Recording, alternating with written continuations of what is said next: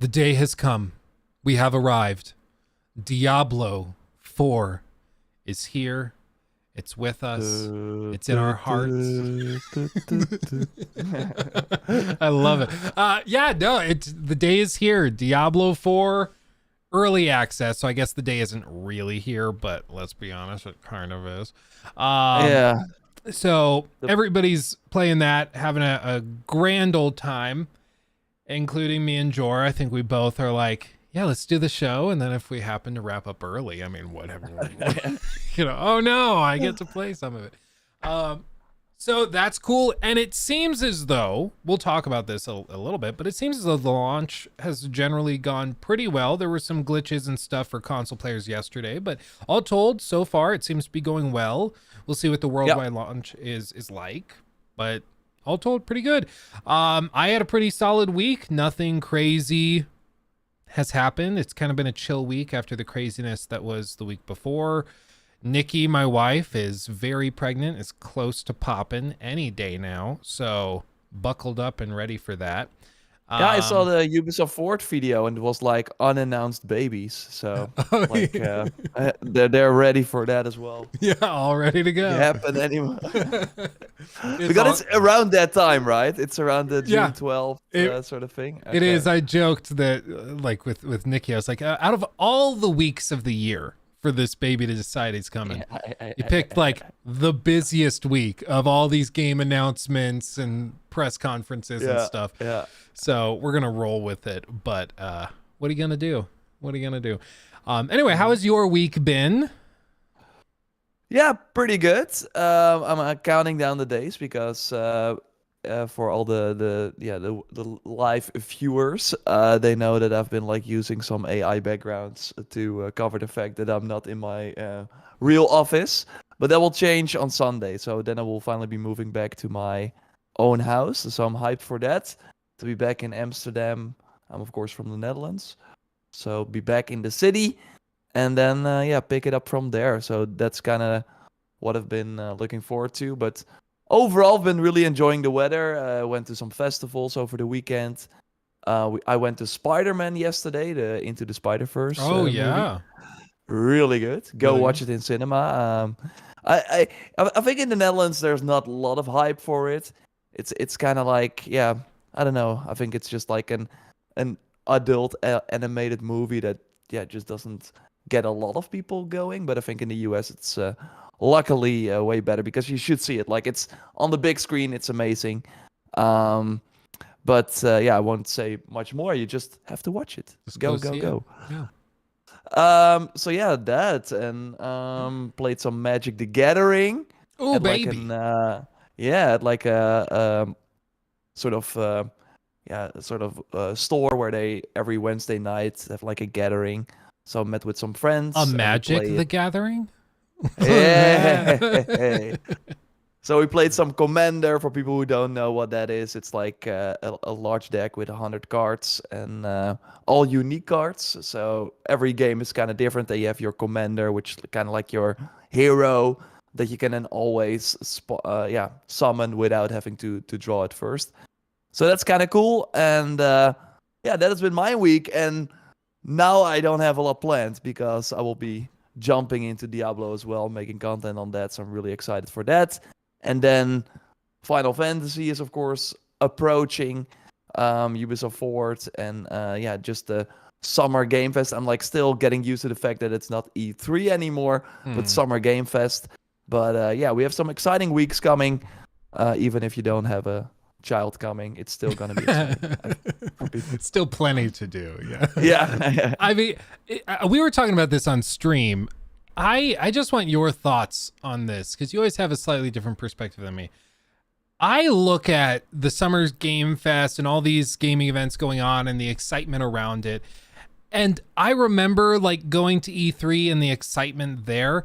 I just have to think that there is some way in years to come for them to put an event together again where everything is in the same place. I know it's all fractured off at this point, but I think that there is an audience for a live event like that people would pay good money to attend. I mean, I don't know. Do you think we'll ever see something like E3 ever again, or do you think it's just gone? Yeah, it's hard, but like still in the coming weeks, there are people going to LA, and I had some emails as well. Hey, are you in the area? But with E3 canceled, it's like it's very fractured. So if you're only invited I was, for example, invited to go to the Ubisoft Forward like event, because they're actually putting up a real show. They're doing it live, Wow. which kind of crazy. But yeah, that was I was not invited to the sort of days of play that Jeff Keighley hosts. So Jeff Keighley, of course, kind of the creator of Summer Game Fest. He's doing the kickoff live show on June 8th.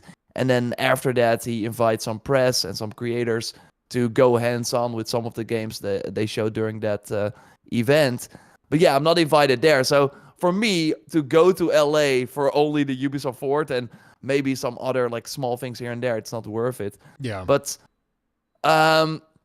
so yeah, that's kind of hard. Like I think a lot of people already, or like a lot of companies already made plans thinking that E3 would still be there, and then they were like, "Damn, we already made those plans, but now there are not a lot of people in the area." Yeah. I think I don't know, because people would pay good money.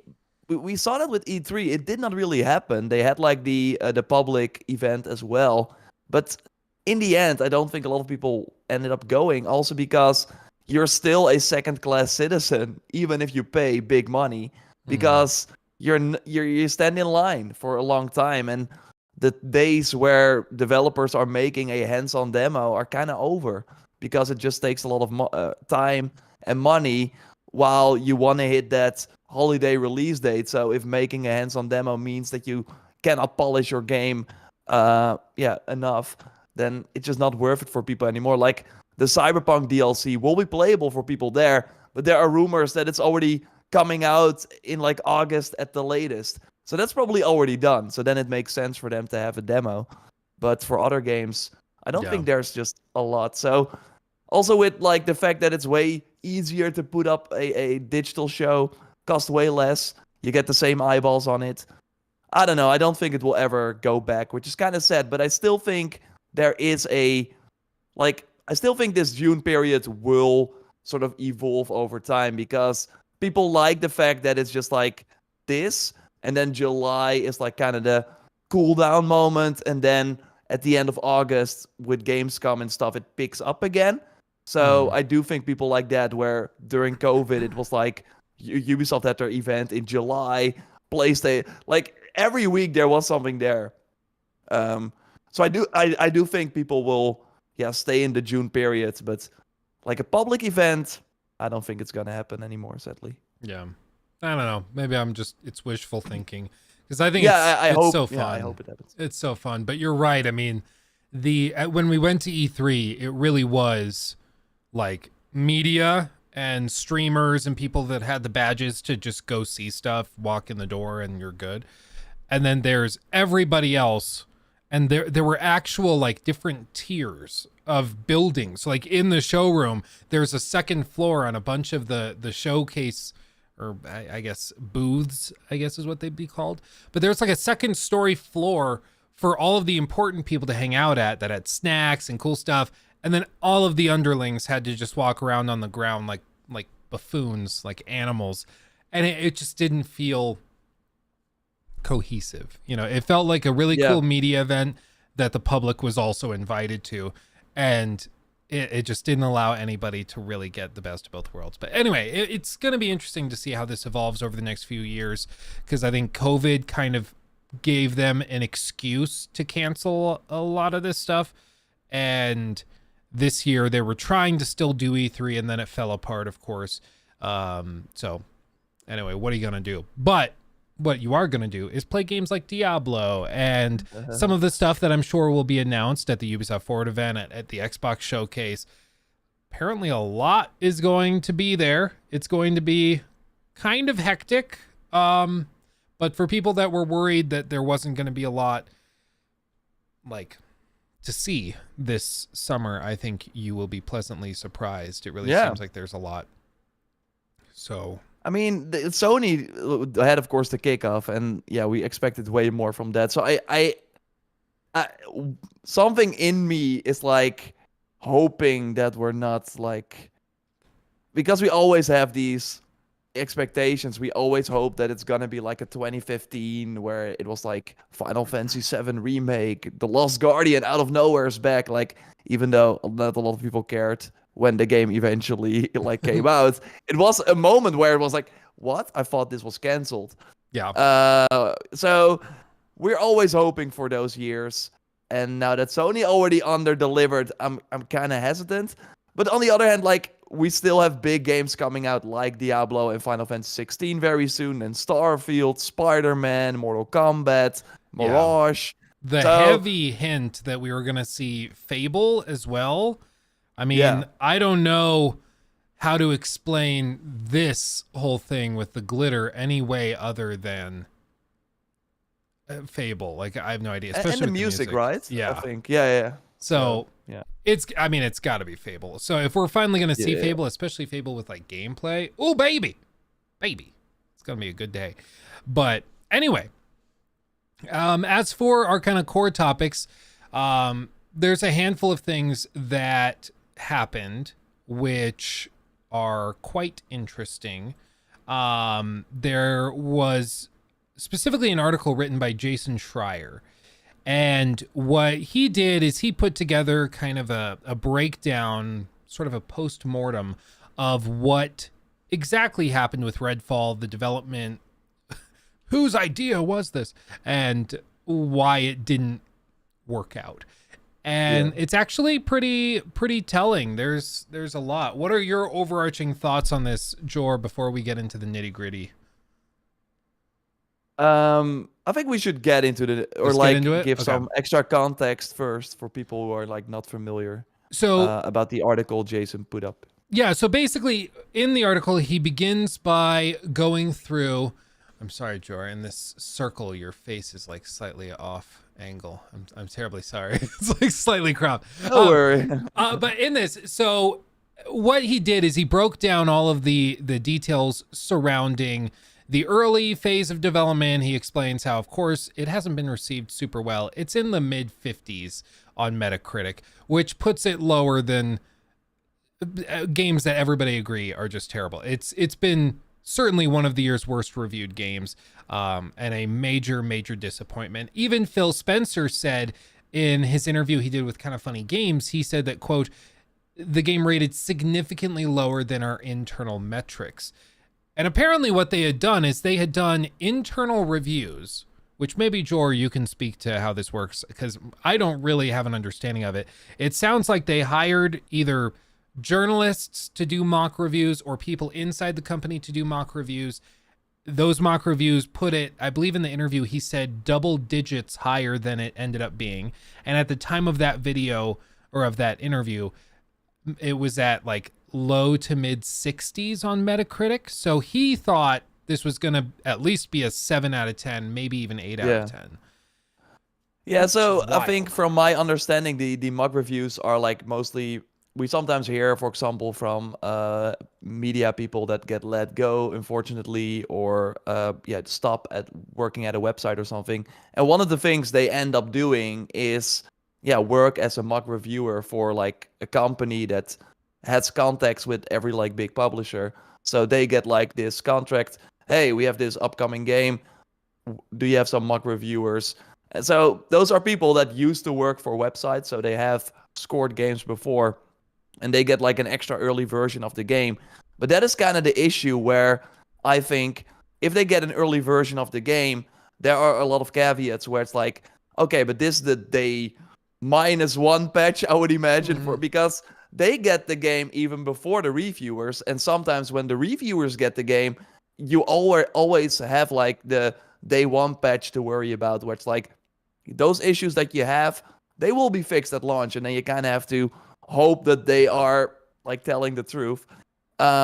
So I think that probably happened, where a lot of mock reviewers got the game and were like, this doesn't look right. And then maybe Microsoft was like, yeah, but that will be fixed, which ended up maybe not happening. Yeah. So that's kind of my take on it. I still think if Phil, out of his, of course he has a busy day, but it's like you're one of your biggest, like bro, if only like Redfall and Starfield hit this year, it is like his second biggest launch of the year. Yeah. Take a half an hour out of your day to because he's always like, I'm a gamer as well, and we know like he has like I think a public achievement page and stuff like that. If he played this game for an hour himself, he would have known.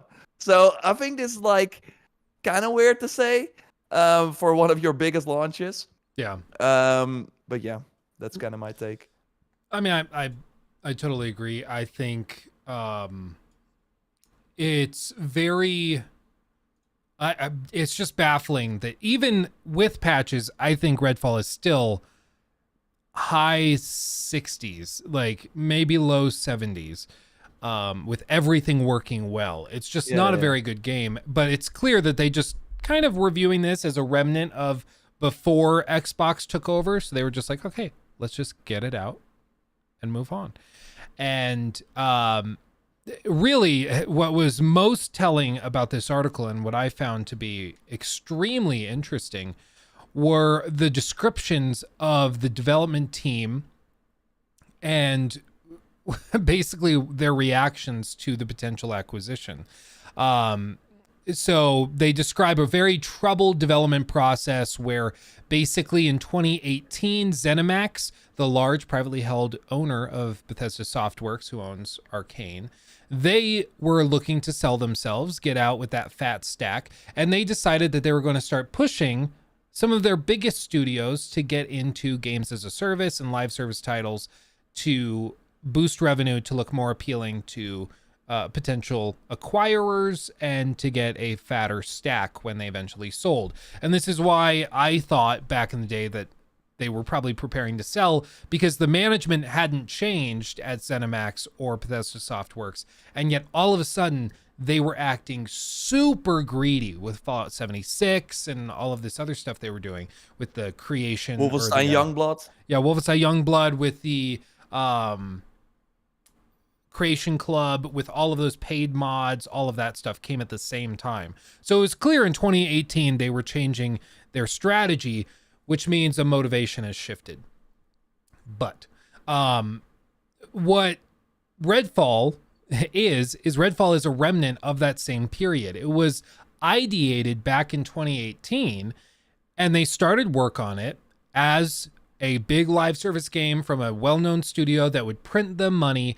And as the years ticked by, eventually they got sold to Microsoft, but nothing changed. The game was still foundationally built to be a live service title. And so as the years went on, they would try to get rid of it, but it didn't really help. So for example, as you can see here, only in 2021, with games as a service growing more controversial among gamers, did Arcane finally scrap its unwieldy in-game monetization plans. So in 2021, after 3 years in development, they decided to cut out the in-game store and all that stuff. And I don't know about you, but I am fascinated and I'm very curious as to what that original monetization looked like. Because already they have plans for like separate paid characters that they're bringing through, basically like DLC where you can buy a new character and stuff like that. I mean, there were outfits, right? There were like I would not be surprised if many of the outfits that we saw now as rewards, like the fireman or like they had like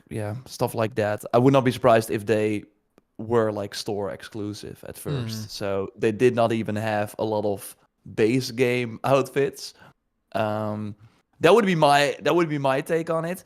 I think there are a lot of interesting things. Also, what you say that only in 2021 they started to change the game, while like one of the developers was saying from moment one we did not want a store. Like he lied. Yeah, that's a lie. Yeah. In an interview, he was like playing the good guy, while the whole intent for this game was to be monetized to that. I think there's a lot to take away from it. Like at one point, the Redfall stuff, I think we should like continue on that, but also like the bigger picture with live service as a whole and the whole Sony thing we've been talking about. You could even throw Suicide Squad in there.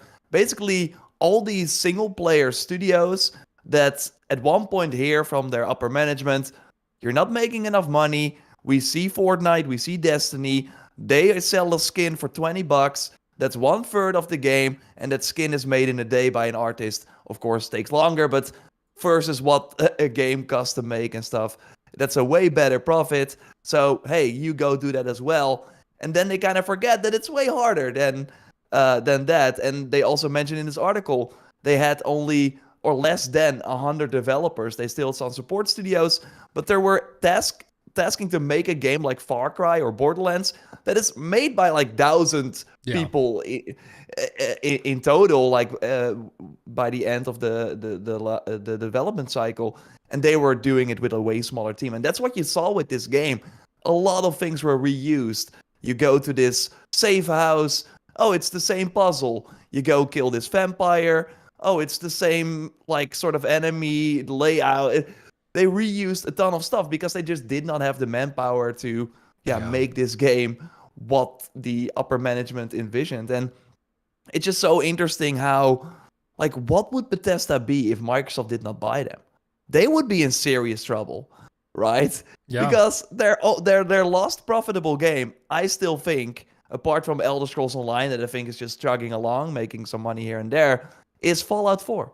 2015. Fallout 4 sold gangbusters, and they can probably ride on that for a long time. But they really made some poor decisions. And I think the big thing also here from this article is that you expect Microsoft, you buy this freaking company to come in, look at everything that is in development, and play it and see and hear from developers, like, how can Jason interview 12 people that worked on this game and hear way more than what seems like Phil Spencer had heard?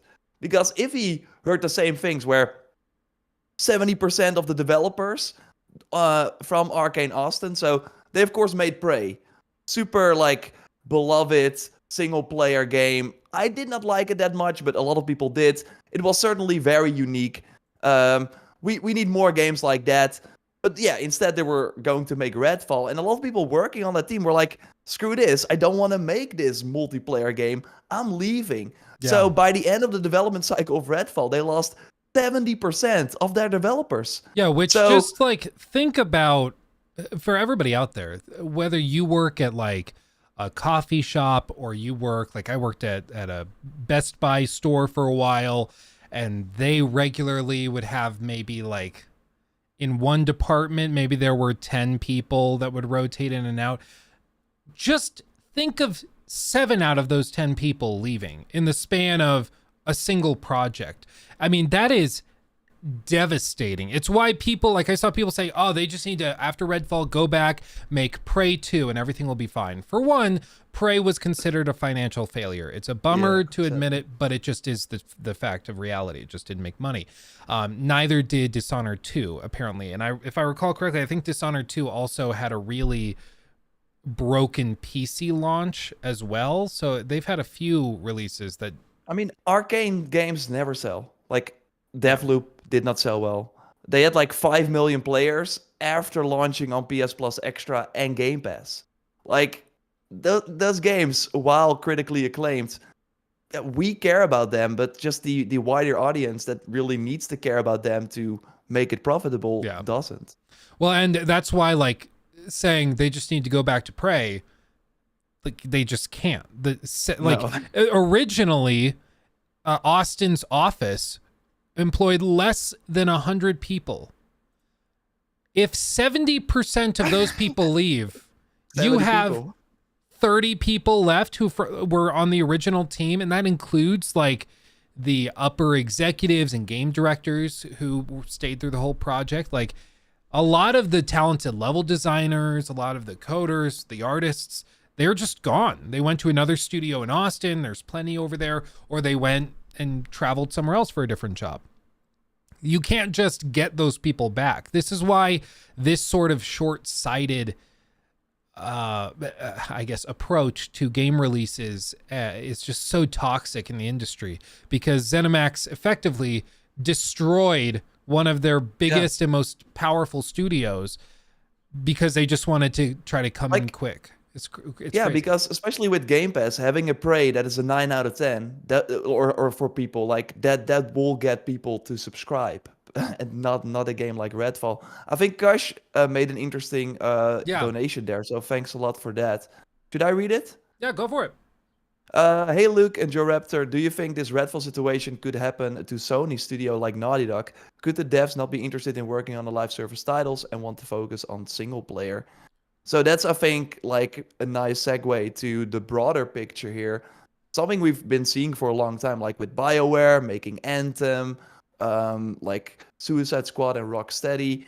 There's like another studio that also made like a big like service that also flopped. But there are many, like, and now we heard, I think you already discussed it in the video, right? The Last of Us situation. So for people who are not familiar, of course, last year during Summer Game Fest, Naughty Dog finally properly revealed their Last of Us project, Last of Us multiplayer project. It was first part of part 2, but then they had bigger ambitions, so thought, let's spin it off. And Sony, as you might know, they want to launch 12 live service games before April 2026.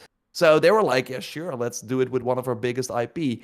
But now we heard the news that also they wanted to do it the Naughty Dog way, but now Bungie comes in. Sony, of course, bought Bungie to make sure that their live service games are like on track. They, of course, have a ton of experience with Destiny. They were looking at this Last of Us project and like, you can't retain players for the long haul, and that's what you want, because if people stay in the game for longer, they tend to spend more as well. So that game is now also getting a skeleton team from the sounds of it. Many people that worked on the Last of Us multiplayer are now going to other projects inside Naughty Dog, which includes a single player game. I'm not sure if people that worked at Naughty Dog on that multiplayer game did not want to work on it. Did not sound like that to me. But yeah, we of course don't know the full story. I think they were like, thought it was like a cool challenge. And I think also a lot of like these teams, I think a lot of people want a successful multiplayer game, but that's why I think Sony's approach to buy new studios, to have them do it instead of go to Santa Monica and be like, from now on you're a God of War co-op team or a co-op studio, is a smarter approach. Because I hope, even though we know Sony will have like 60% of their investment going into live service in the coming years instead of single player games, that the teams that want to make single player games and that are known for that will just continue to do that, while Haven with like fair games, they can do that and hopefully it succeeds. And if not, we did not lose a single player game for it. That's kind of, I think, to end kind of my point. The sad thing also with Redfall, we could have had another Prey. With Suicide Squad, we could have had another Batman Arkham game. Now we're not getting them because they're all chasing that live service money. Yeah. Well, and with going back to the Naughty Dog thing, the reason I think the Naughty Dog situation is a little different is because Naughty Dog seemingly was doing their own Naughty Dog approach to a live service game, which Bungie didn't think worked, which is why it's basically been put in the freezer. Whereas a team like Arcane Austin with Redfall, they were forced to do the most generic live service game possible. And when I say forced, I mean like the executives and upper management decided this is what we're doing. And there's a reference in the article where the devs started to get really, really frustrated because they just kept getting pushed, and they had things that were being pointed to like, oh, we need to make games like, I'm trying to find the exact examples that they gave, like Far Cry and Borderlands, like this one. This is the exact quote.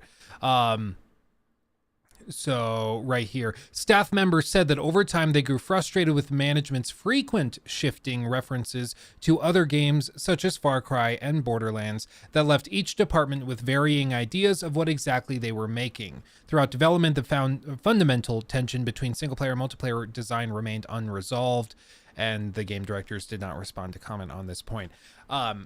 And it just, goes to show when you try to take everything as inspiration, you end up with something super generic and uninteresting. And that is Redfall. That's what it is. It's just a game that tried to be everything all at once. None of the devs really knew what they were doing or why they were doing it. It didn't have a clear vision because the managers kept saying, well, Borderlands makes money. Let's do Borderlands. Oh, so does this game. And Far Cry, let's do that. And they just kept bouncing around. And that's no way to create a piece of art. You know, you have to have a little vision. Yeah, I'm curious what they're gonna do next because again, of course they hired new people, but yeah, they were looking at one point for people that wanted to make multiplayer shooter games. So now you have this really weird studio with some like a skeleton crew of the original team that wanted to make a single player game, and the new hires that were brought in to make a multiplayer shooter. Go make a game together, guys. Good luck. Yeah. So well, and one of the most interesting things that they also mentioned in the article was how they really struggled to attract talent early on, because basically when the team decided that they were going to do Redfall, a lot of the veterans started to leave because like, screw that. I don't want to make a co-op multiplayer game. That sounds terrible. So they bailed and they had to hire new people. But because the game hadn't been announced yet, they had to just send off basically job postings publicly and interview people. And all the people who were interviewing were like, oh, this is for Arcane Austin. They made some of my favorite games like Prey. I'm going to get to make a Prey-like game. And then they got in, if they got hired, and they're like, wait, we're making what? Yeah, it was a bit of a wake-up call. So I think what Xbox should do is, if they deem the team of high enough quality that they could make a quality game again, I think they should try to reignite that passion and just ask the devs, what do you really want to do? And we will support you in that. What do you want to do? I think that's the best approach, and for Game Pass in particular, because game sales don't matter. Quality matters for Game Pass. Yeah. So if it's a game that people want to make, I think Grounded is a great example. I think that was a game that they wanted to make. So, and that's like a smaller project, like go do it. I think that was profitable for them, like, because I think only a small team worked on it. Yeah. So yeah, that's very interesting. And yeah, regarding, we will have to wait and see. I'm just curious what the end of because like Sony feels like already way too late to the party with their live service approach. Also the fair games sort of thing, like all the games they announced during the PlayStation Showcase. I don't know, man. It's gonna be at least interesting. I've been looking to try and find anybody excited by that Fair Games trailer, which if you guys haven't seen it, I'll throw it on screen right here. You can see. So they start out huge bold letters, CGI trailer, not actual gameplay, which I just find to red be flag. Like red flag. Yeah, red flag. I actually have a red flag here. So grab that it, right grab there, red flag, very concerning. And this is how they started the show, mind you. This is how they started the show. And then they go into it, and it's the most cringe, like eat the rich whole thing. And Jor, you pointed something out on Twitter that was a reference to something somebody else had tweeted. I can't remember the original person, but Kyle Bossman, he makes like a weekly video on YouTube, like his show. Oh, he pointed this out. This was great. So yeah, so like. And this really sounds like something like that boomers thought Gen Z would like, because Gen Z, they hate the billionaires, so they want to steal from the billionaires. But you go in a team, you go and steal from the billionaire, then you see other people like you that have the same idea. They also want to steal from the billionaire. So you're like, hey, let's group up, right? Let's steal together, then we have a way higher chance of success. No, let's fight the other group that is trying to steal from that billionaire, so we might end up dying together and the billionaire will win. Like, yeah. Why are you not working together? Why are you fighting the people with the same goal as you? It doesn't make any sense. Yeah, and it's the most cringy, like, well, what we're doing by robbing the billionaire is okay because he's a billionaire, so eat the rich. But then, like you said, you see somebody else trying to do the same thing, and instead of working together, you decide to murder them. Like, but you're still the good guy because you're taking money from the rich person. It doesn't make any damn sense. It's the most cringy thing ever. And I've said this before, but for a long time I was just confused. Who on earth is greenlighting this? Who's designing this? And I think we all can probably agree it's mostly like 60-year-old dudes that are trying to appeal to the young people that are greenlighting and giving the money for this. But also the people that are designing these characters, whose entire personality traits are being insufferable, drinking frappuccinos, and having student loan debt, the people writing those character archetypes are the people who do that exact thing. Their personalities Yeah. are mocha frappe cappuccinos. Like, that is who they are, and they never shut up about their student loans and eating the rich. They spend all day on Twitter. Like, these people exist, and unfortunately, they're the ones that are coming up with these character designs and things fresh out of art school. And that's why it's such a disconnect, because the average gamer that has like expendable income finds this insufferable, as we saw with Saints Row and all of these other games that have tried it. Redfall tried it too. It just doesn't work. And the thing also is, if they showed gameplay that looked like, I think the finals is the best example of a game that I think will do really well. Like, it's a free-to-play game from the guys, like the veterans that made Battlefield. They really like took the levolution, as they called it in Battlefield, basically the destruction, to the next level. I don't know what the story is in that game, but it looks hella fun to play. Yeah. I want to play that. Why are they focusing here on the story when in the end you're in a lobby? You don't is there a cutscene? Probably not. Why? Like, that really just screams sort of board meeting. This is what we're gonna do, and everyone like nods their head because, hey, we're all on the same page. This is probably what the kids want, instead of, like, they didn't even show gameplay. So Yeah. I don't know, man. It's like, yeah, red flag all over again. Yeah. But to make a cool segue to, if you want, like, to a live service game that does seem to launch in a great state. I wonder what he could be talking about on a day such as today. So I'm assuming we want to shift into the discussion of the game I think we all are all very, very pumped for, which is Diablo 4. Diablo 4, by all accounts and metrics, has actually launched decently well. Some people have had trouble. I want to call this out. There was an issue last night. It's still an issue? Okay, they haven't fixed it yet. Where it's confusing why it's happening, but basically if you were trying to play on console... Oh, go ahead and explain it then.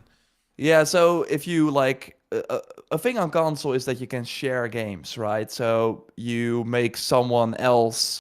so if you make your own account on someone else's platform the primary, and then everyone on that platform can play the games that you own. And if then your friend makes him or herself primary on your console, you can play the games that they own. And that way you can buy a game once and play with two people. So when you were trying that with Diablo, it said, hey, we could not verify the license, basically meaning we could not see that you on the account that is linked to Battle.net bought the game, probably because you were sharing with someone who did buy the game.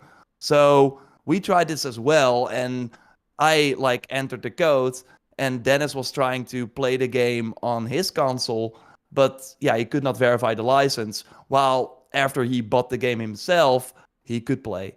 So that seems to be the issue. And on one end, I'm like, are they going to fix it? Because it's like a pretty like convenient issue to have. But on the other hand, there are people who, But on the other hand, there are people that use this like primary console feature in a household. So you have like one console with multiple accounts on it, and then only the father or mother or whatever has to buy the game, and then every kid on the console can play that without having to buy it themselves. So still think they will fix it, but yeah, it hasn't been fixed so far. But that's the only issue, like you said. Yeah, the server times are shockingly decent. I'll be real. I was braced last night. We went to dinner, and I got back, and I was like, okay, I'm going to play some Diablo. And I, no joke, pulled up like a TV show to put on my second monitor over there.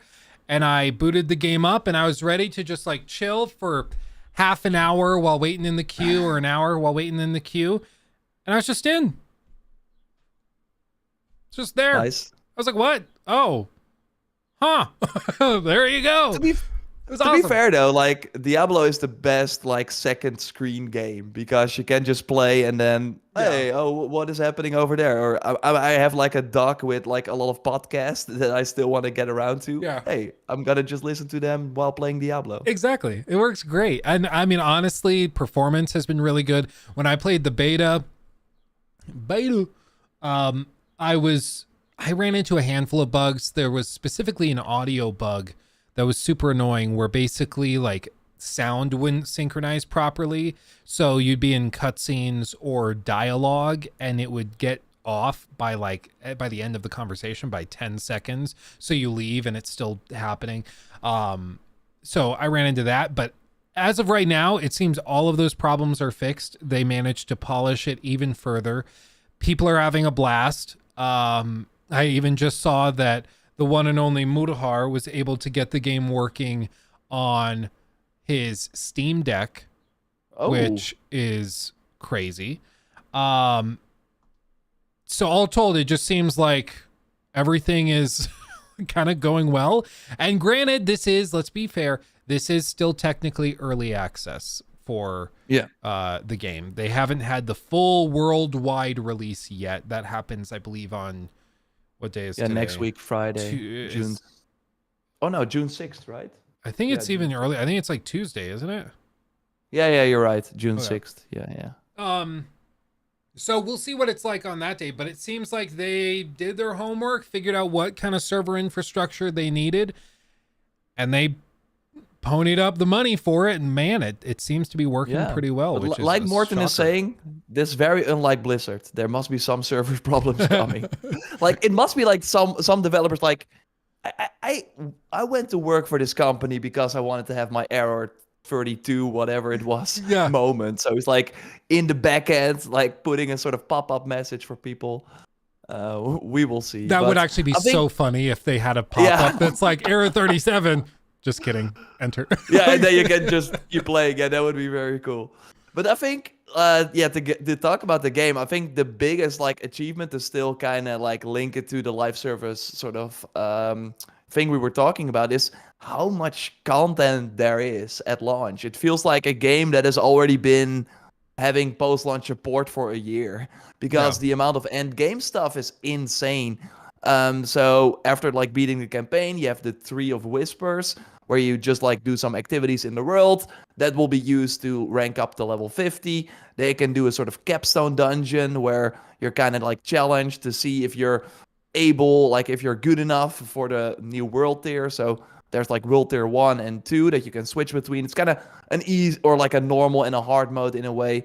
And 3, is like a harder version of that, gives you more XP while playing there as well. But 3 also unlocks even more end game stuff. So they have like in the world there will suddenly be hellfire like spawn and different zones per I think a few hours where like special bosses will can be killed, and only in that zone you can get like very powerful loot. There are like many systems like that already at launch to really like have you playing for a long time. And I think also some quality of life things where if you unlock your mount on one save, which is pretty far into the main campaign, you unlock it on every character. So then your level 1 new class will immediately have that mount. So will immediately be faster. You can skip the campaign on that new character if you already finished it once. So they're really like hitting all the boxes. And usually what we see is that these live service games, and that's I think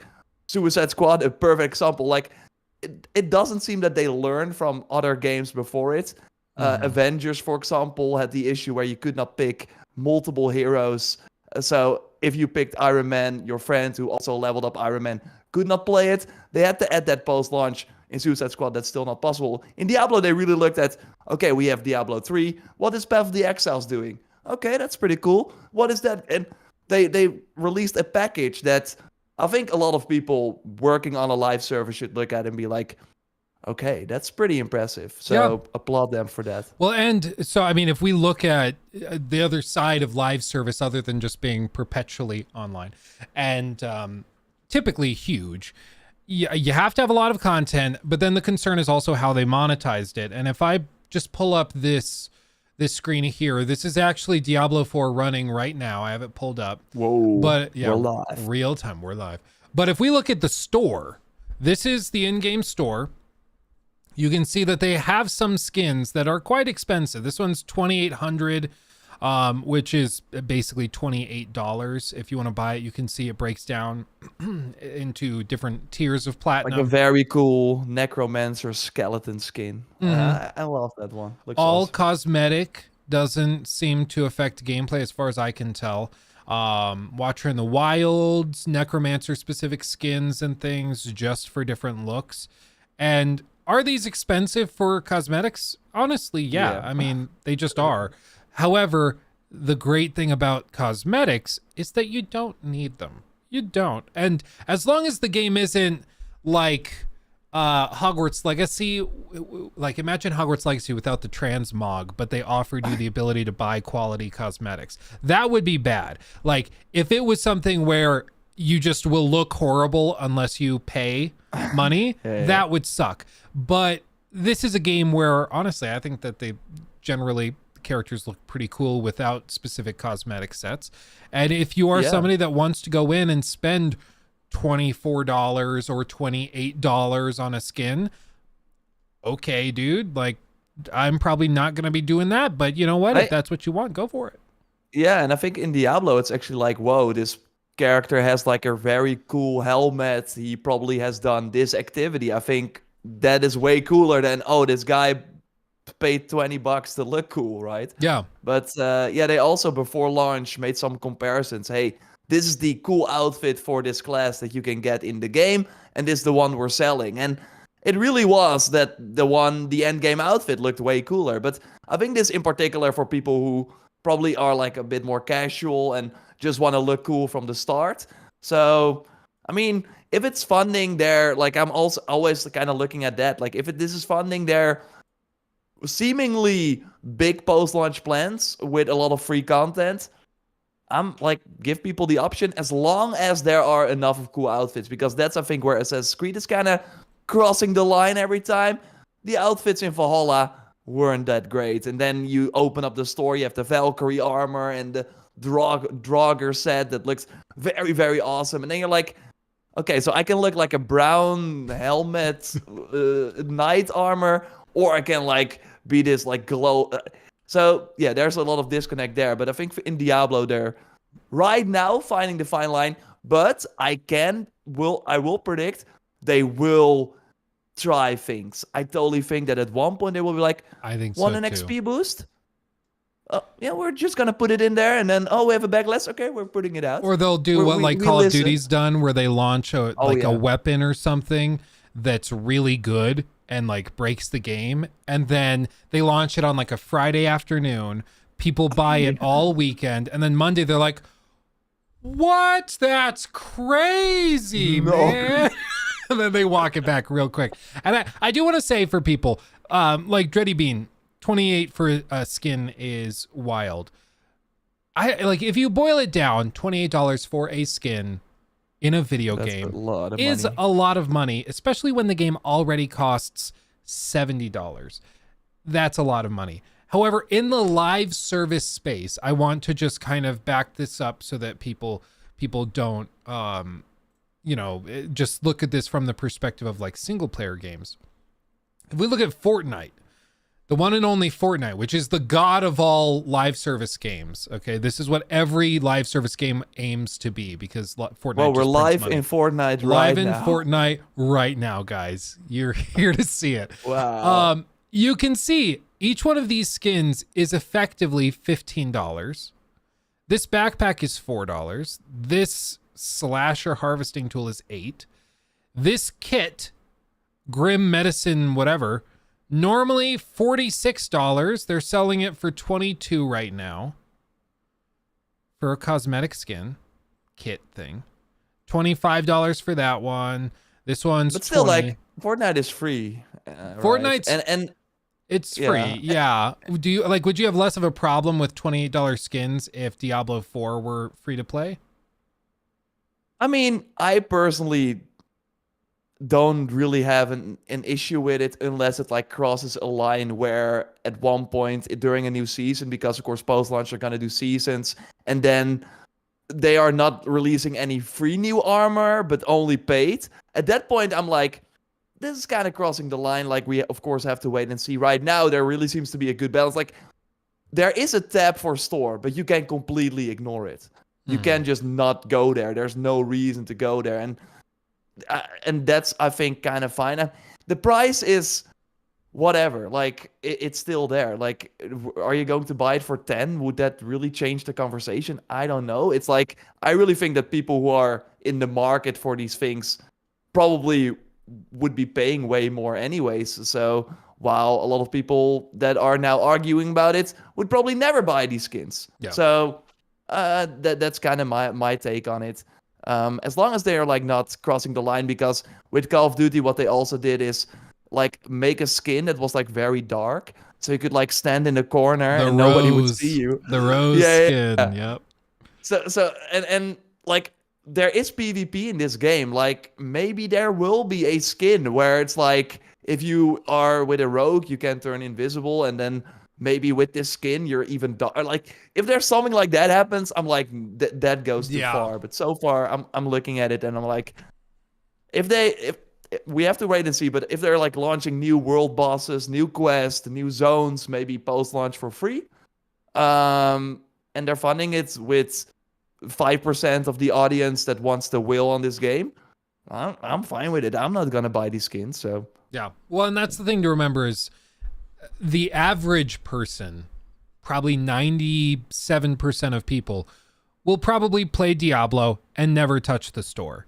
Realistically, that's probably what it breaks down to.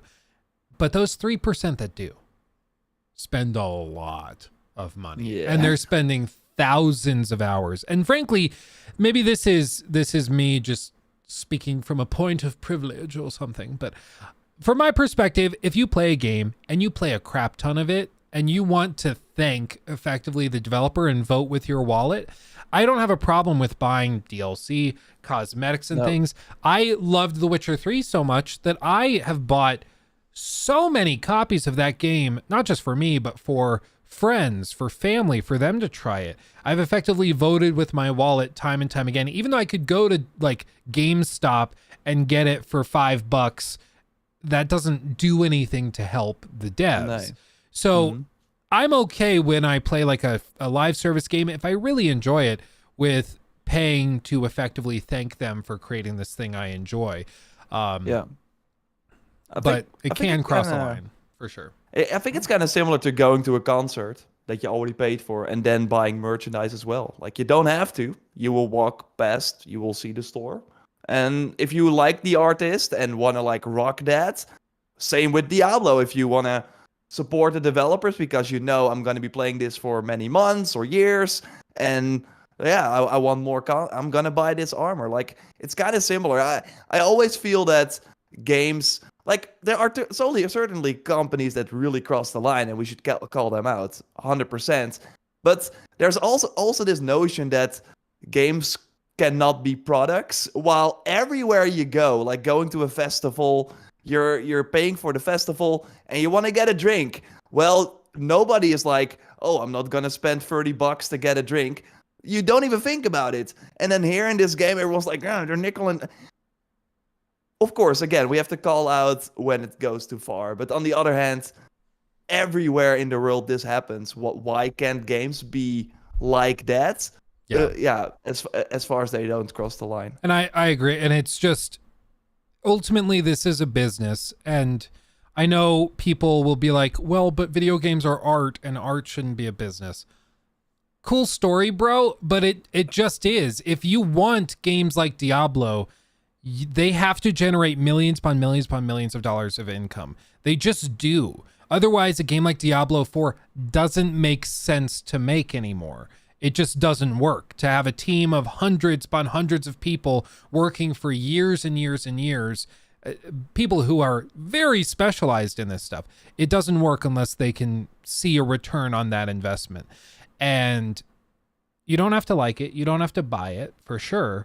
but there's a reason it exists. And I also don't think that you should necessarily shame people who choose to use like I don't remember what it was called, the whatever necromancer skin in Diablo 4. Yeah, I think it's cooler if you have a really cool looking outfit that you got through pure gameplay, through grinding. I think that's more impressive. But you know what? They're helping contribute to the longevity of games like this. Yeah. So, But yeah. I think the scary part is the Redfall story, where that is the first idea on the board is we want to sell skins. Okay, what game do we make around that? Yeah. Like that should not be the way to approach this. It should be, let's make a cool game.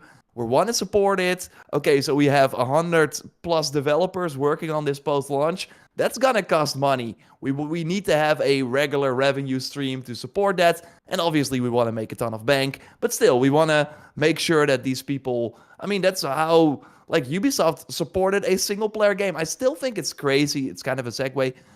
Or like a sidetrack.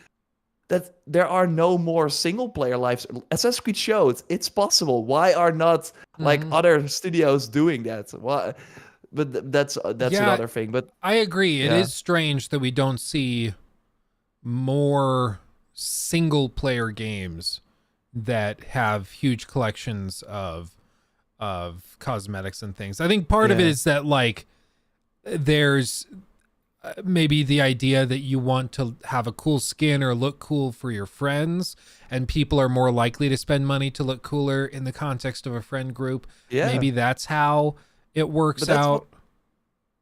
That has been proven wrong many times. With Assassin's Creed, with Genshin Impact is the best example, I think. Yeah. Like, I think 80% of the people, maybe more, play that game alone, while you can also co-op. They don't care that no one in the sort of the hometown sees that they got that character.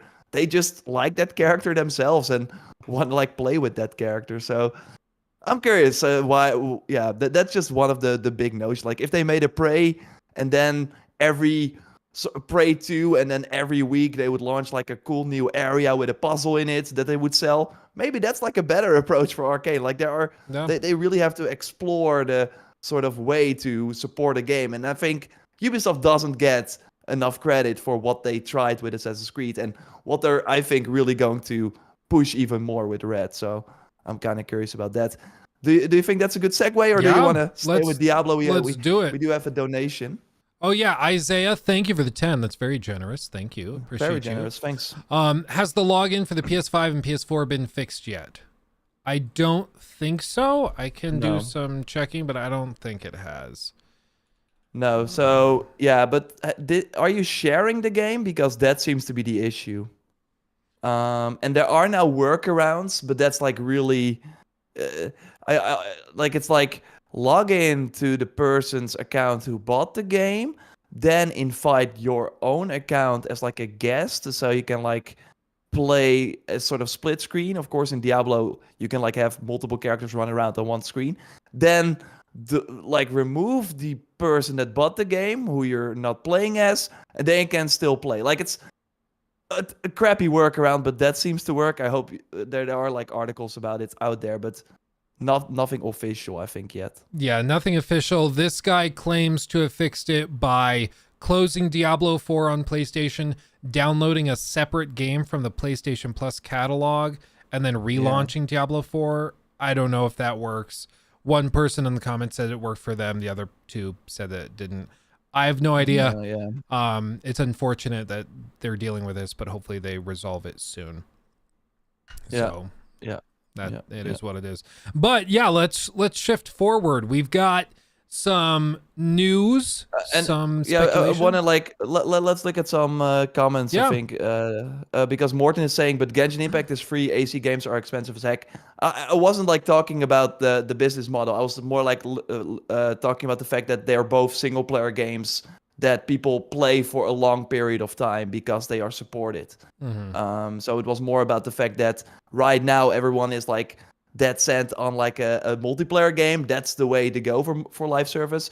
While we have seen many, like not many, but some success stories for having like a single player game. Like if The Witcher 4, imagine that, had like free DLC I mean, they tried it with Witcher 3, but it was like very small. But if they had like actual Lost Tales of Greece missions that we all saw for Odyssey. So every other week, a new quest.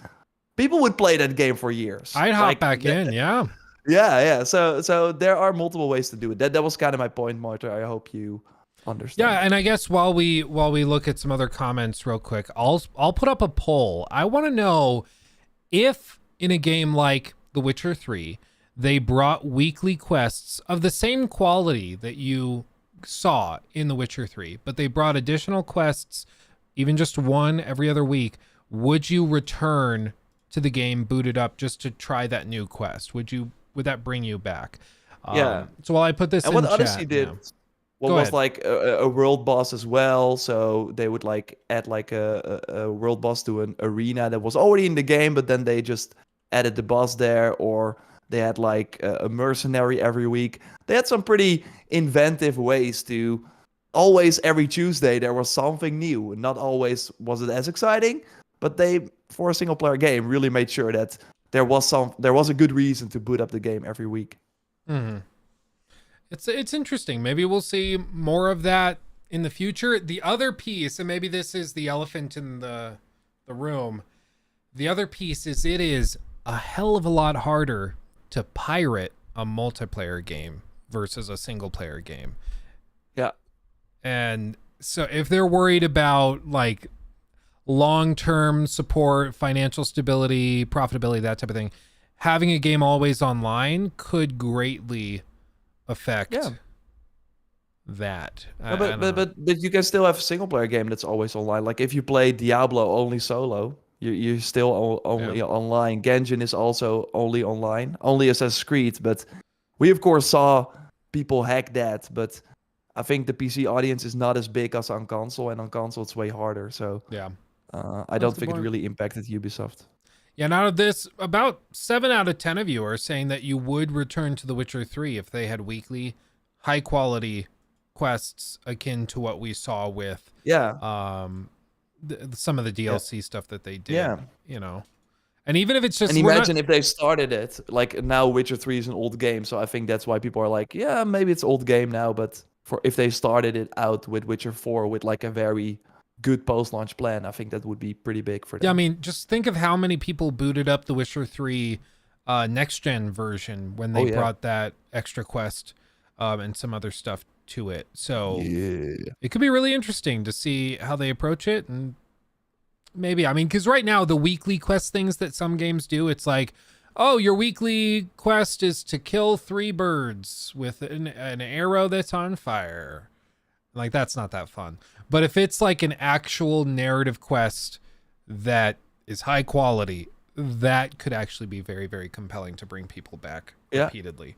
And Odyssey did it. Like it does sound, but they, of course, I think they finished all the quests already before launch, and they were just rolling them out. Yeah. So, but that's always with live service games. Like Diablo probably has season 1 already finished, and they're already working on season 2. That's just how these things work. Yeah. But they just don't think about it for single player games, which I think is a big mistake. Yeah.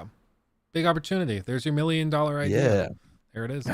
Okay. As for other studios and companies that are dabbling with live service games, Ubisoft, the one and only Ubisoft. They have their forward event coming very, very soon. And June 12th. Yes. June 12th, they announced official times and stuff. I'll show you guys this. So it will be 7 p.m. CEST, 10 a.m. Pacific time. And I don't know, do they describe how long they expect it to be? They say at least 45 minutes. Yeah. So I guess we'll see. Usually these shows are like an hour or an hour and 15 minutes. So because it's going to be longer than 45 minutes, because they also announced the Twitch drops. So for 15 minutes, you get the Slumbering Icran, if I pronounce it right, Navi weapon trinket in Avatar Frontiers of Pandora. Okay, so you can already earn a cool weapon trinket. The Base Camp Double for Riders Republic if you watch 20 minutes. The Eugene Raven skin in Valhalla if you watch 30 minutes. And for 45 minutes, the Oasis Initiate of Alamut Die.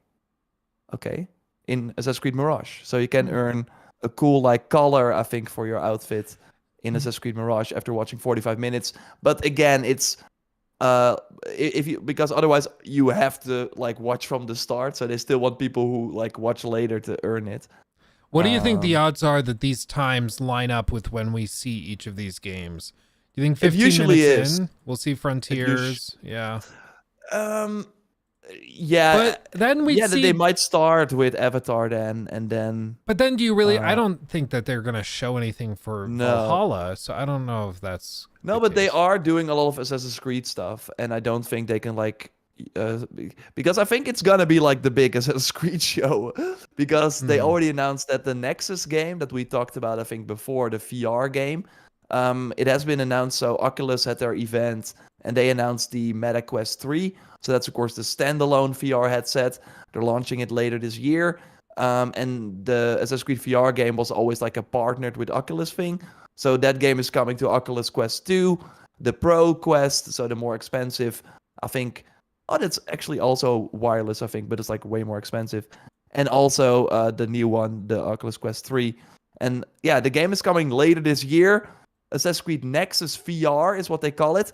Nexus was first a code name, so I'm curious if it's really called Nexus or if they like maybe change it. But yeah, as you see on screen if you're watching the video, is that they already have a page up. It's a little And broken. The picture's just the same picture as you oh flick through. yeah, yeah. They might change that when it's announced, because again, they will talk about it on June 12th. Yeah. But yeah, it's like what we kind of heard before is that it will have like 16 individual missions where we will like take the role of Ezio, Connor, and Cassandra, for example. And yeah, they are like short missions. I think that works fine for VR, so you can probably jump in, do a mission, get out. And yeah, they will do some some older assassins, or from the older games, and also some from the newer games. So I think it could be pretty fun, and yeah, we will see it in action. That's been in development for a really long time, and again, it's launching at the end of this year. So that's one of the Assassin's Creed things. But I think the more interesting one is Assassin's Creed Codename Jade. They also said that they are going to talk about that with like a very cool image. And if you're like listening to the audio version, it's like, yeah, we see the main character who you can actually create for the first time. So you can create your own assassin, and it's like standing next to a lot of like Chinese soldiers, because of course the game is set in ancient China.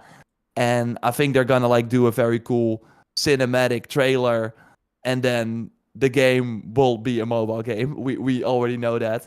Yeah. And from the leaked alpha that happened earlier this year, it looks a lot like Odyssey, but in China. Yeah. And I think for a mobile game, that's actually pretty impressive. Honestly, And if what we yeah, saw in that leak is yeah. in fact what the game looks like running on, say, an iPhone, I oh my mean, God.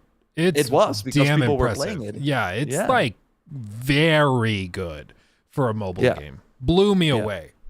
yeah. Agree. You can like look up leaked footage online if you're curious. Like a lot of people posted videos that never got taken down, which I think is interesting.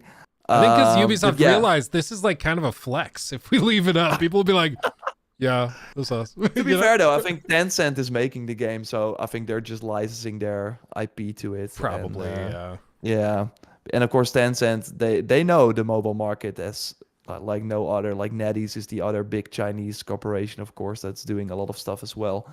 But yeah, I think it's cool that we finally see that game, because it was not in Ubisoft's like lineup for before April 2023. So I was like really like kind of, because of course they want to like have these mobile games cook, make sure that like see where players drop off. Like there is a lot of data that goes into these mobile games because they're free, but especially this one, again, it looked like Odyssey but on mobile. This probably cost like hundreds of millions to make. Probably because it seems like a huge game. So, but yeah, they give it away for free. So they want to make sure that everything is ironed out and that the monetization is in place to make money from this game. So that's why it's probably taking a pretty long time. But yeah, we will see it. I'm curious. Like maybe a weird thing to say, but from Mirage, Nexus, and this game, I'm mostly curious about this. I'm just I just want to see more. Like Yeah. I think we know what Mirage is. Nexus, yeah, there's only so much that they could do with that. I mean, they'll have the jump, like the leap of faith. They'll have all of that stuff, the standard yeah, stuff you would expect. But this is the big question mark. What this game actually looks and plays like. Is it just totally broken with monetization, or is it yeah. not horrible? Is it actually just an Assassin's Creed game but running mobile? Like, is it That Odyssey would in be cool. China on mobile? That could be quite compelling. Yeah, my thing that I'm worried about, because that's what we all saw with Diablo Immortal, because it kind of reminds me of that. That was of course basically Diablo 3 on mobile phones. Like I played it for a bit. It was like super impressive, but I heard that at one point, because they of course want to give you this feeling early on, that's how all these mobile games do it, that you're like, whoa, I'm super OP and I'm leveling up. You constantly get this this then what's the word for it again? The sort of Little yeah, dopamine rush, yeah, the or dopamine rush. Yeah, yeah. yeah, that's what I was looking for. Thanks. Yeah, and then at one point you hit like a sort of wall where it's like, okay, I gotta either grind or I can pay up to go to the next quest. And I'm kind of worried that there will be systems like that in place where your weapons will just not do any damage anymore. So then you gotta pay up or kill 10 wolves over and over Yeah. again or Like something. South Park, go kill the boars in the forest for an entire summer. Yeah, Yeah. yeah, yeah. It's going to be really interesting to watch. I think this showcase is probably the most important one that Ubisoft has ever done. Hmm. And expectations are really, really high. And when I say most important, I know that's like lol, cringe, everything's always the most important. But from an investor standpoint, investors are kind of sick and tired of Ubisoft at this point. They just are not that confident in the management, in the vision. They keep delaying games, canceling games, wasting money on stuff that doesn't go anywhere. There's just time and time again more and more roadblocks. And they have a chance at this showcase to come out and show a coherent vision for the next 5 years. And I hope they pull it off, because I would love more awesome Assassin's Creed games. I think that'd be great. I just don't think we're there yet. I think this is still like them the halfway point where they're like, we still have some games that we made with the old vision, and we have some games that we made with the new vision. Um, because and this is pretty interesting. So they showed this trailer for all the games that are coming, and it included Assassin's Creed Mirage, Avatar: Frontiers of Pandora, the Crew Motorfest, which like there are some leaks about that from the beta, and seems like it's pretty much done, and a lot of people are loving it, so that's cool to hear for them. But there's no Skull and Bones. There's no mention of Skull and Bones in this trailer, in this article, in the Twitch drops. Because why give a base camp double for Riders Republic, this 2-year-old game, where you can also do like a pirate ship's hull or something for Skull and Bones? Is Skull and Bones going to skip Ubisoft Forward? That would be It might happen. stunning. That would be stunning. Do we need to do like a bet, everybody? Yeah. Do we need, hold Yeah. on, let me do a poll real quick. Should we have just like a bet pool of whether or not How? Skull and Bones skips Yeah. it?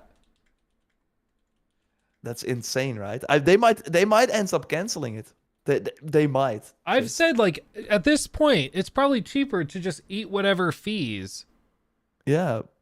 that they would incur from like screwing up that government subsidy that they got, You would compared to think so, just yeah. eating this. Like, it's amazing. Dude, can But you and imagine? and they had like they had like their comeback a couple of times already. They had release dates, and they even said like when they delayed it from their it was supposed to come out March 9th. They even said back then that it would launch early in their financial year, but we're in that time period now. So Do you this think they game, just shadow drop it? Do you think they just go, "Yep, it's out now," and they just throw it I don't out? know, man.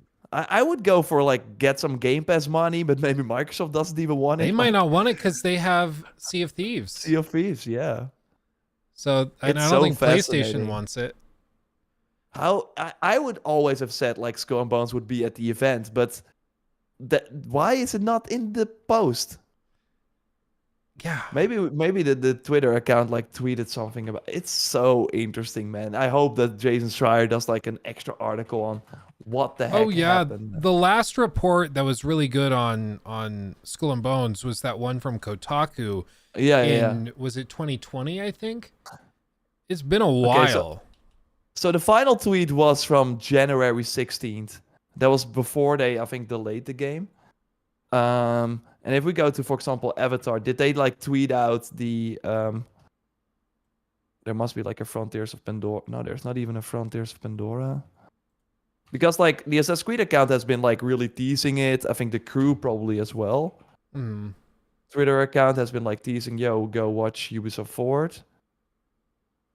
Yeah, they have been. I really think Skull and Bones not gonna be there. Dude, What the heck, dude? at that point, I mean, at this point, with them not even like announcing anything, they either cancel it or they might just shadow drop it, get it out the door, and move on. I think that's what they should do. Even if it's a broken mess, just move on. Yeah, or just like really do what, because I still think, and I don't think this will happen, and they should have done this way earlier. Like, if they really make a game where you can like really be a pirate and are not glued to your ship, I think they still got something there. But I think that would mean that they would have to like add another 2-3 years onto this if they can even make that possible. Well, and the issue that they've been struggling with is that Skull and Bones, the version of Skull and Bones people are asking for, which is that it's a pirate game where you can leave the ship and everything. Ubisoft making it, just frankly, it looks just like a weird Assassin's Creed game. Like, there's no way to do that. Like, this is what their most recent gameplay looked like. It frankly just looks like an Assassin's Creed game. So at that point, I think they're wondering, well, why don't we just do kind of a sequel to Black Flag with the marketing engine of Assassin's Creed behind it? That would be insane. Like they're really going, of course, for that Assassin's Creed push. Like that would be a Activision moment where it's like, hey, you're doing that? Maybe we can use that for Call of Duty. Yeah, go make it for like a map or something. Yeah. Or, like, I mean, that would be like that would blow people away if it's like Black Flag 2 and you had like co-op or something. Yeah, they could even though, yeah. They could even like cancel Skull and Bones, shut down the studio in I believe it's Singapore, which would suck, but that's No.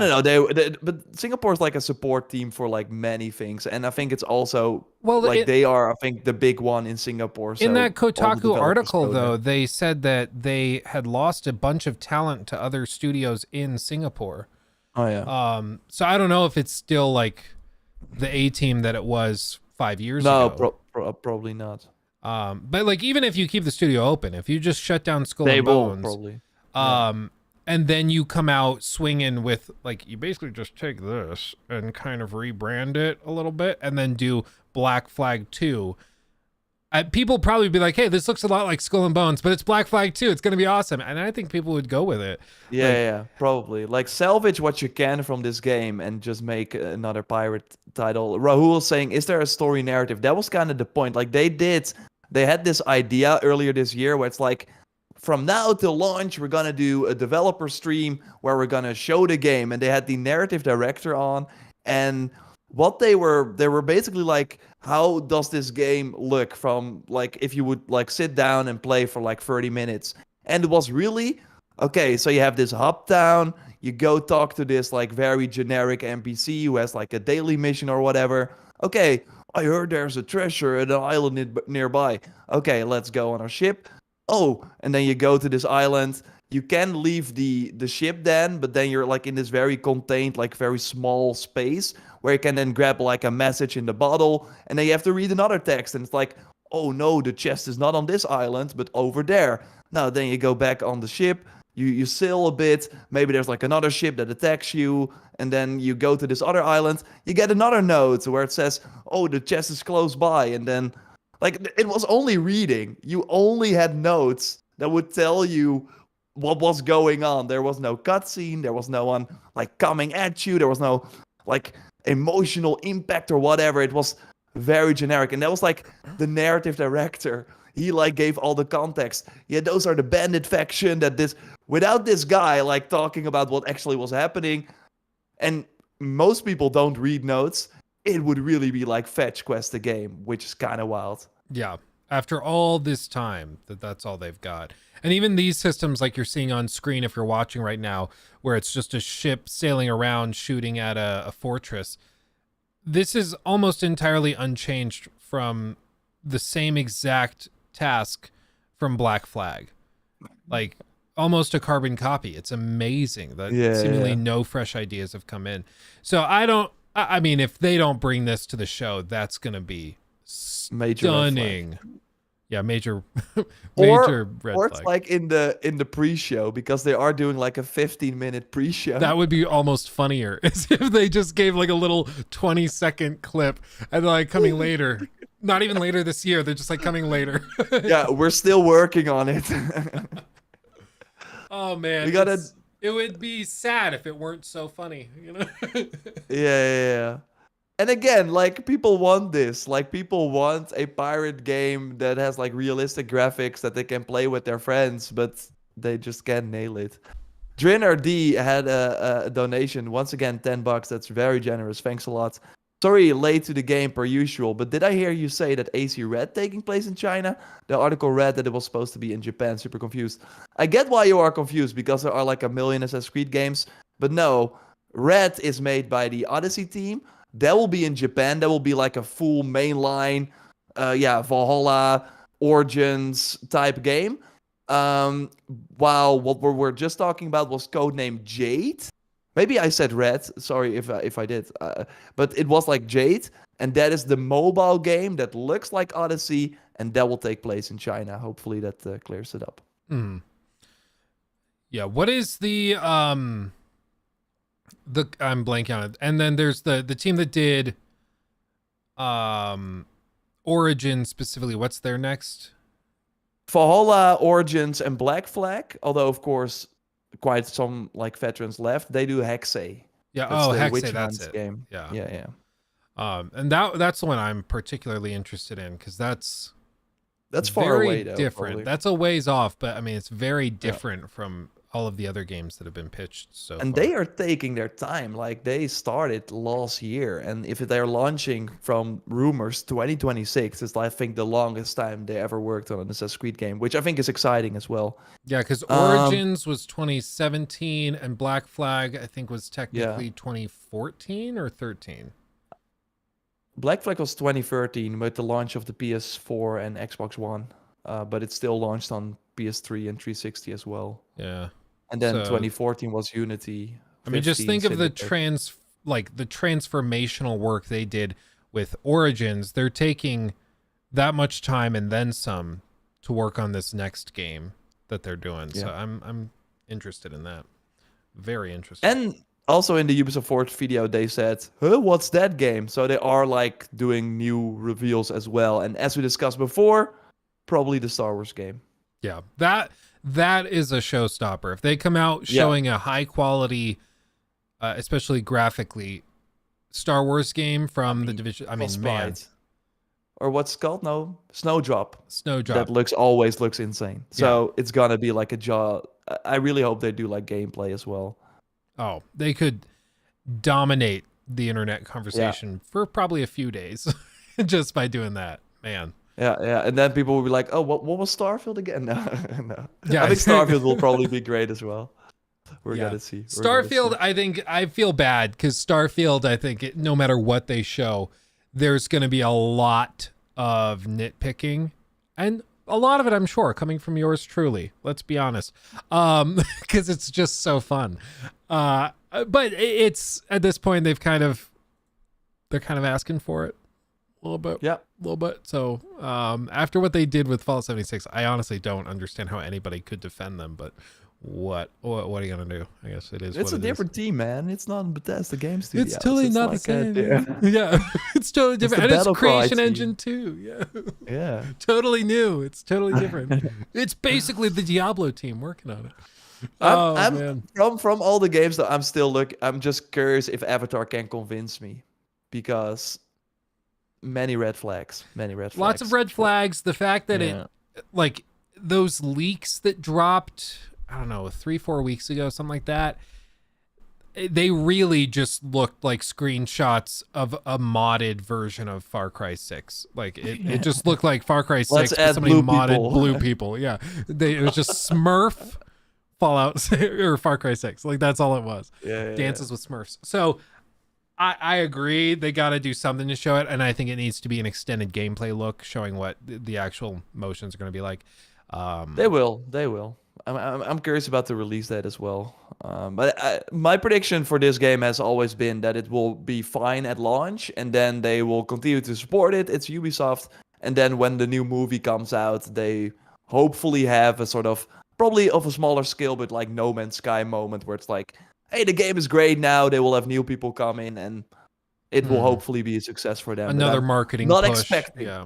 Yeah, I'm not expecting a lot from it at launch, but it's at least good, I think, to get the game out because, and that's why it's crazy that we're talking about the Star Wars game as well. This game has been in development, the Avatar game, since 2017, the Star Wars game since 2021, and they're now in the same event from the same like studio, Massive, that is making both games. So that's kind of crazy. That's wild. We'll see. Okay, I want to play Diablo. Yeah, I want to play Diablo, man. Well, any last comments from chat? Anybody have any last things you want thoughts on or anything else? Let's see. Creation Engine to Creation Engine 2 is going to be like PS4 to PS4 Slim. Well, Fossil, it's funny you mentioned that. Nothing. Yeah, it's basically nothing. I get what you mean. Like it looks different, but it's basically the same thing.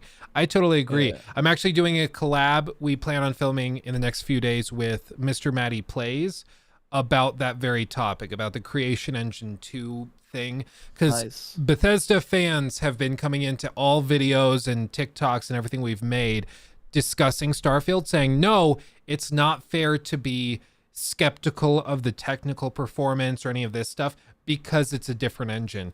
And I want to scream because that's not how this works. And even like if you go back and you try to figure out where they got this idea that the Creation Engine 2 was totally different, it's not even Bethesda saying it. It's like YouTubers, people like Colt and those guys that are just hyping it up, who don't have the best track records with. While we're all craziness. like on the same team, we all want this game to succeed, but I think it's just more realistic to go in with low expectations because then there's a higher chance that you will actually be satisfied when the game comes out. Totally agree. And they've kind of earned the skepticism at this point. Whereas a team like Rockstar, I don't blame people for being hyped about GTA 6. I'll probably be hyped once they've shown it because it's probably going to look great. Because frankly, everything they touch turns to gold. But the last thing that BGS did was borderline criminal. They did the GTA trilogy though, which was really bad. People seem to forget that already. Well, but didn't they hire like, I forget the name of the company, but they hired like a laughably terrible company. That's the same with, I think like pointing at Redfall to be less hype for Starfield. On one end, it's the same company, the marketing team and whatever that put it out. And also, like I'm a madman, but I'm like subscribed to the Redfall Reddit, just to curious, like what those people are talking about. Just to keep an eye on it. And every day or every other day, it's like, we still don't have an update from the developers, right? No. Usually when a game launches in a poor state, it's like moment one, we know we're going to work on the update. Sometimes they're even like this, the roadmap. They don't commit to that often. But I think Redfall, which is like out for almost a month now, still I think it's been hasn't exactly had an a month. Yeah, I just pulled it had up. An update. We've done it. What? This is one of the top posts, probably the top post on the Redfall subreddit. And we've done it. It's been a full month and there isn't an official patch. Talk about some inconsistency right there. And they're asking $70 for that game. Dude. I would be furious. Even the Redfall subreddit is done. They're sick of it. That's amazing, man. So that's where I'm like, okay, but what if like maybe because Starfield is like their crown jewel, they're not gonna. But it's just kind of weird. You just hope that that those companies. I think we can like critique them even though it's a different team in the studio. It's like the same name still, Bethesda. They do slap their name on it, and I think it is fair to, like, in the context of different teams that were hired for like remasters, because frankly, it's, as we saw with some of these other projects that we've talked about, it's not always like Naughty Dog's choice to hire Iron Galaxies to do the Last of Us 1. It's probably a higher up within PlayStation that decided to hire that company to do it. They said, yeah, help them out where you can. But it wasn't like Naughty Dog chose, yeah, this is the best team for the project. I just don't think that that's how it works. However, in the case of some of these other games where it's like, this is a team within the banner, like criticizing Arcane executives for putting out Redfall, I think is fair because it's Arcane Austin, a team within Arcane. You know, criticizing Ubisoft for Ubisoft Singapore still struggling to get Skull and Bones out, I think is fair because it's still Ubisoft. Or BGS with BGS Austin, it's still BGS. So anyway, there's a lot of pieces to it. Yeah. Max, this is interesting. People are really underestimating the monetary potential of Starfield. There's a huge fan base for space games. Look at the amount of money Star Citizen has raised.